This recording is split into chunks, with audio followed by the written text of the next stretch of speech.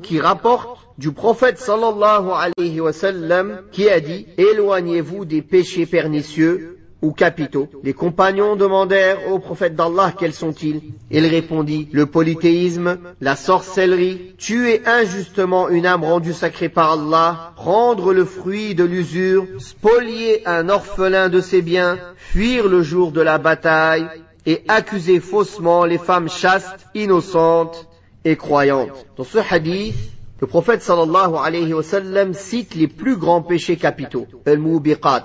Ce sont ceux qui précipitent les personnes s'en rendant coupables vers la perdition et la ruine dans ce bas monde et dans l'au-delà. Ce sont les plus graves des grands péchés. La mention de la sorcellerie après que le polythéisme soit mentionné est une forme de précision après avoir mentionné le général, car la sorcellerie en réalité n'est qu'une catégorie du polythéisme. Puis le cheikh a cité: Jundub rapporte ses propos attribués au prophète sallallahu alayhi wa sallam. La peine du sorcier consiste à le frapper d'un coup d'épée. Rapporté par Tirmidhi qui fait ce commentaire: l'avis le plus correct est que ce hadith est mawqouf, c'est-à-dire que c'est une parole de Jundub et non pas du prophète sallallahu alayhi wa sallam. Dans cette expression, aucune distinction n'a été faite ici entre les différents types de sorciers. C'est-à-dire que sa sorcellerie soit une sorcellerie d'illusion, ou une sorcellerie qui tue, ou une sorcellerie qui divise, ou une sorcellerie qui rend malade.